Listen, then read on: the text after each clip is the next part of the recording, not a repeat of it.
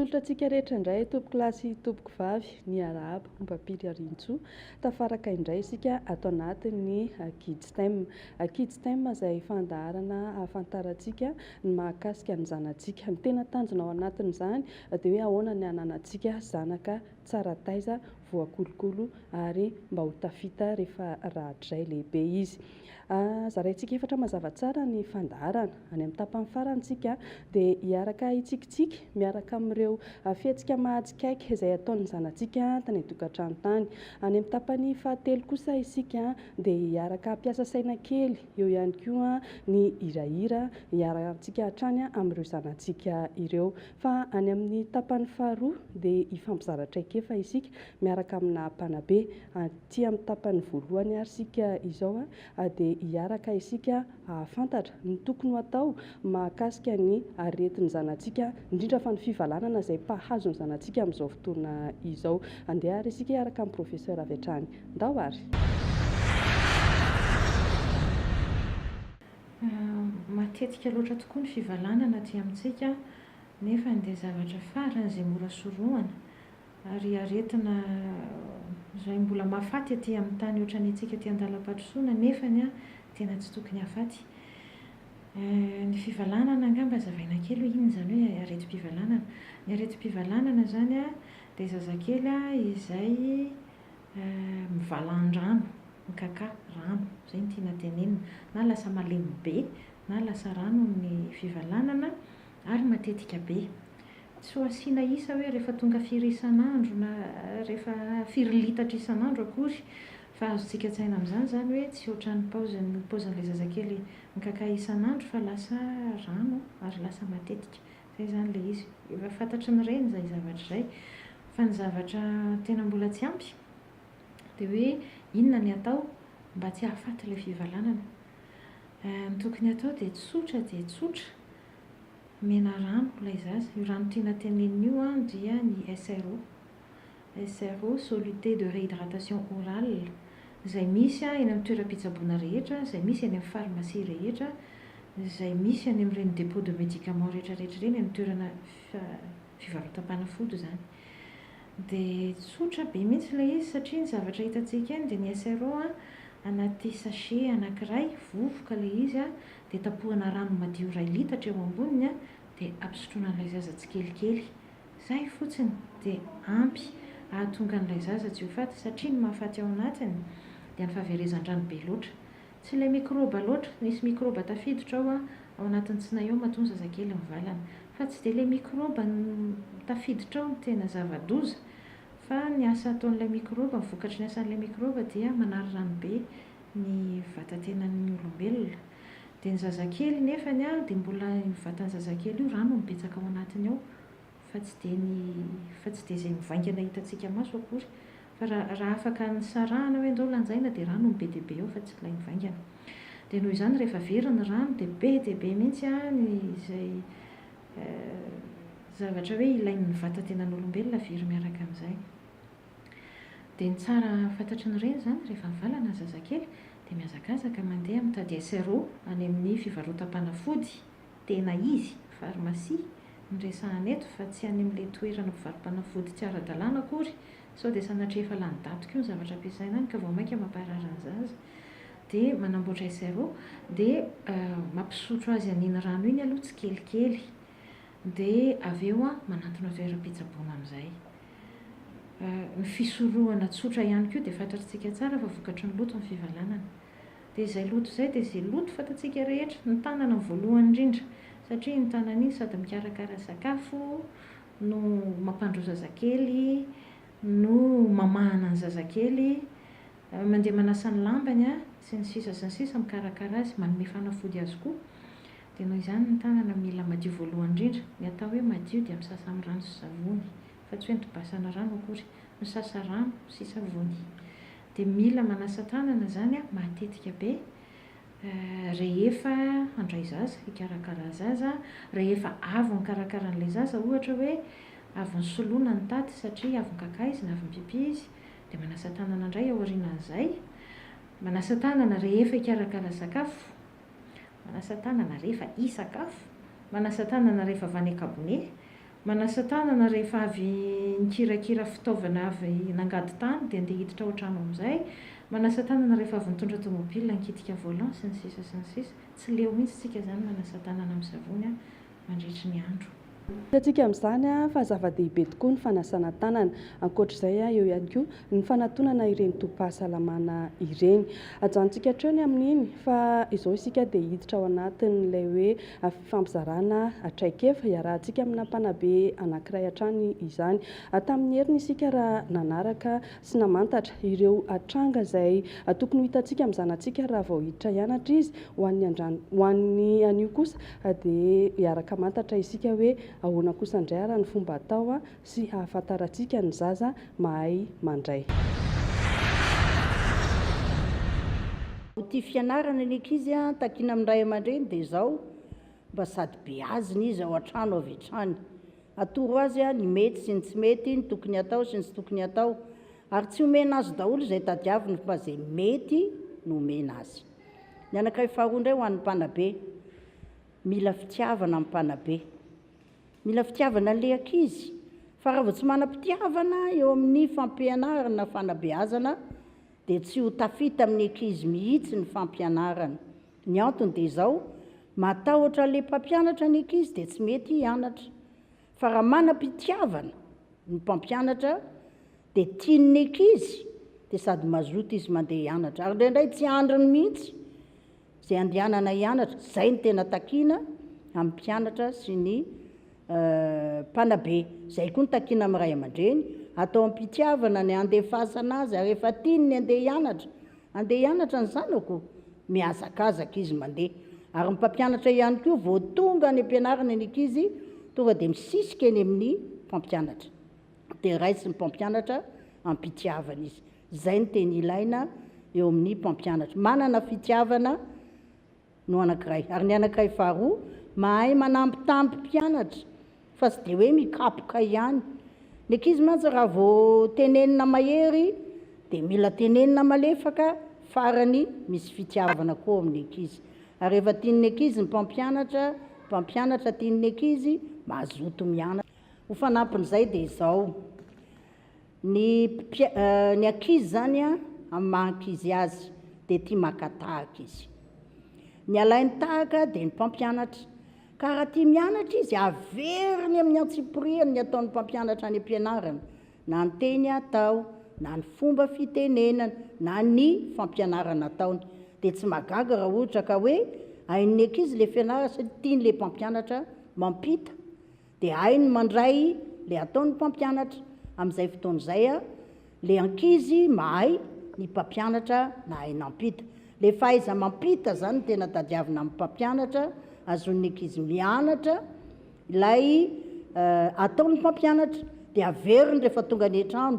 Ndraindraika ny an-trano any manao mpampianatra sy mpianatra izy, na miteny amin'ny rindrina azy izy.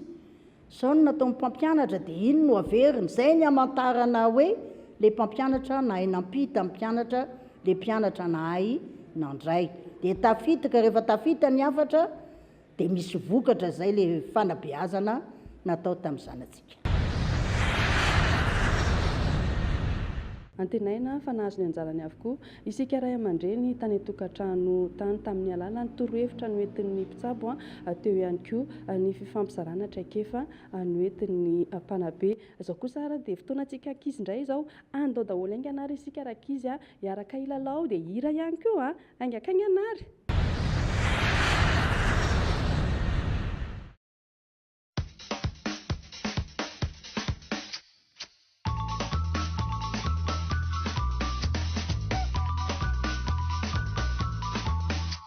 Comment fait l'otarou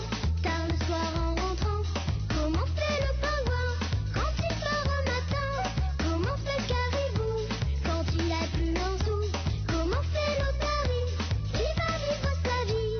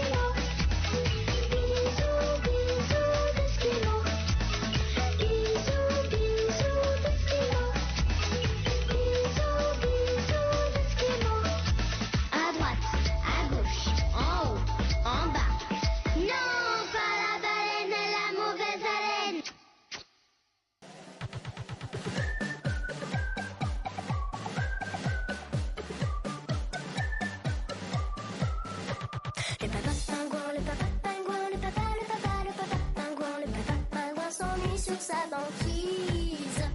Le papa pingouin, le papa pingouin, le papa pingouin, le papa pingouin voudrait faire sa valise.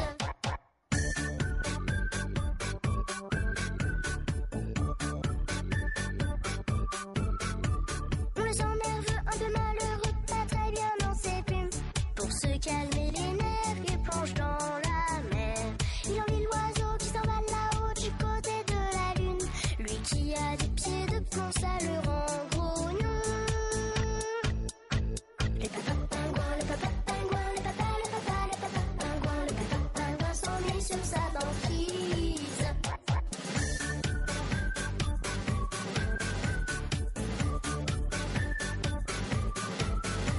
Sur la neige bleue, faire badouteux et glisse sur la glace. On l'entend murmurer, je veux m'en aller. Très dans le ciel, plus près du soleil, en traversant l'espace. J'ai les ailes d'un oiseau, je peux voler. Oh, mais voyons papa, pourquoi dis-tu ça? Tu sais bien que les ailes, celles des pingouins et des moulins, ne servent plus à rien. Mais pourquoi papa aller là-bas, ici la vie est belle? Laisse le ciel aux anges et aux saints. Viens papa. Le papa pingouin, le papa pingouin, le papa pingouin, le papa pingouin poursuit son joli rêve.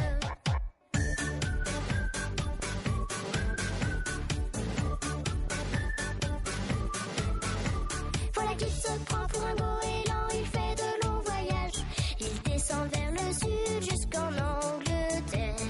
Et voici Paris, Rome et Napoli, les rives de Carthage. La Méditerranée, que c'est beau l'été. Mais voyons papa, pourquoi dis-tu ça? Tu sais bien que les ailes, celles des pingouins et des moulins, ne servent plus à rien. Mais pourquoi papa aller là-bas, ici la vie est belle? Si tu pars, tu n'iras pas loin. Reste là papa, reste là papa. Le papa pingouin, le papa pingouin. Sur la neige bleue, faire badouteux et glisse sur la glace. On l'entend murmurer, je veux m'en aller. Très dans le ciel, plus près du soleil, en traversant l'espace. J'ai les ailes d'un oiseau, je peux voler. Oh, mais voyons papa, pourquoi dis-tu ça? Tu sais bien que les ailes, celles des pingouins et des moulins, ne servent plus à rien. Mais pourquoi papa aller là-bas, ici la vie est belle? Laisse le ciel aux anges et aux saints. Viens papa. Le papa pingouin, le papa pingouin, le papa pingouin, le papa pingouin poursuit son joli rêve.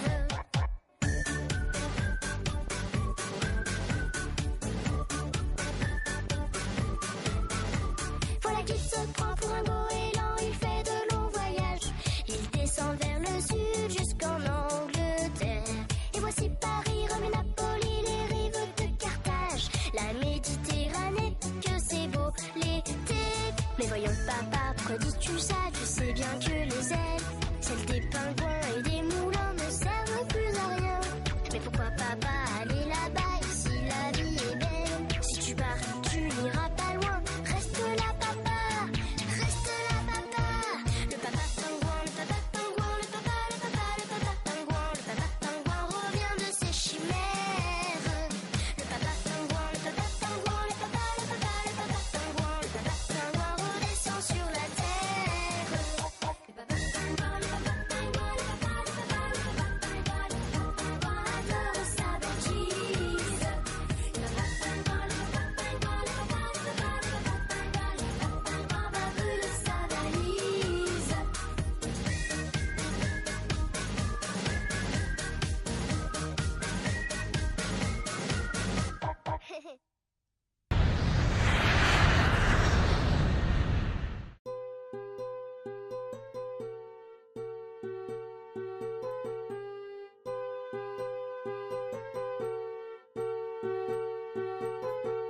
Tourne, tourne, petit moulin, frappe, frappe, petite main, vole, vole, petit oiseau, nage, nage, poisson dans l'eau.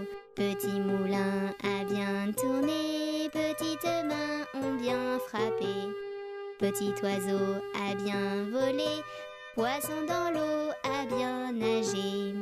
Tourne, tourne, petit moulin, frappe, frappe, petite main, vole, vole, petit oiseau, nage, nage, poisson dans l'eau.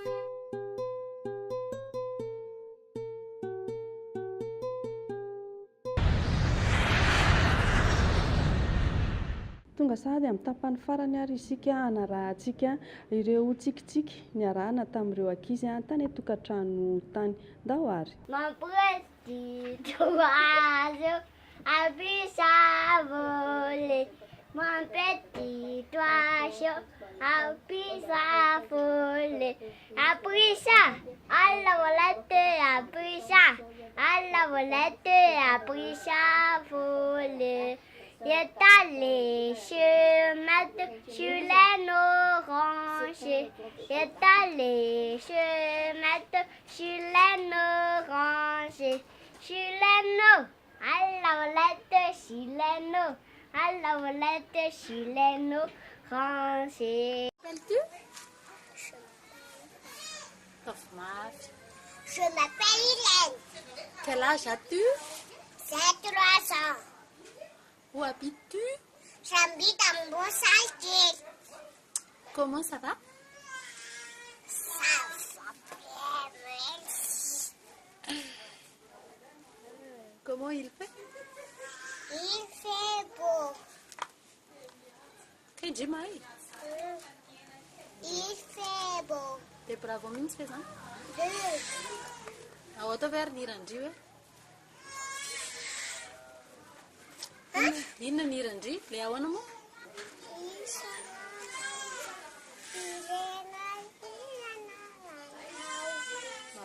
Salovana famami, imiti anao atany, hitananditao, ilenanilana lanao. Atalovatu famami, imiti anao atany. Bravo! Oh, j'aimerais penser à quelques de temps dedans de lui. Non, non, je te serai envoûté. Non, le dire à l'envie. Et si l'amour, tu le sauras un jour. J'aime te sur, j'aime en même temps, tout terrestre en enfant, lentement dirigé sans sensualité. Ou stop un instant, j'aimerais que ce moment fiste pour des d'années à sensualité. Oh, sensualité, oh, oh, oh, sensualité, oh, oh. Quelques temps, à quelques du temps, c'est le temps sans déplice. Non, non, non, passer apparemment, maman m'a le dit avant. Et si l'amour, tu le sauras un jour. J'aime te suivre, j'aime en même temps, tout est en ensemble, lentement. Dérivé sans sensualité. Ou stop un instant, j'aimerais que je me fiste pour les 4 années à sensualité. Oh, sensualité, oh, oh, sensualité. Je te demande si simplement.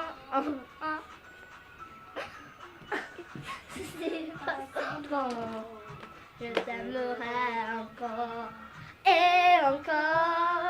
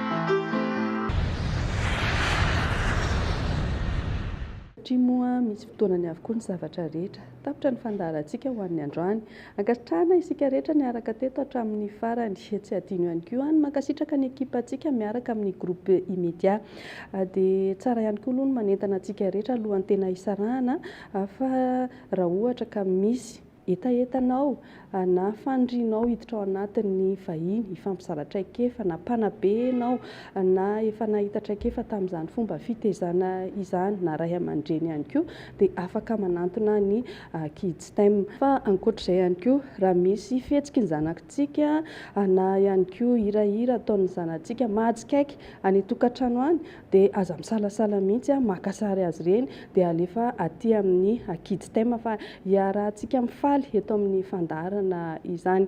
Alohan'ny tena hisarahantsika nefa dia tsara ihany no mampafantatra antsika fa misy hatrany miantso telefônina izay atolotra antsika raha misy ny serasera tokony ho atao sy hanatsarana ny fandaharana. Manome fotoana antsika ary ho amin'ny herinana ito izao indray.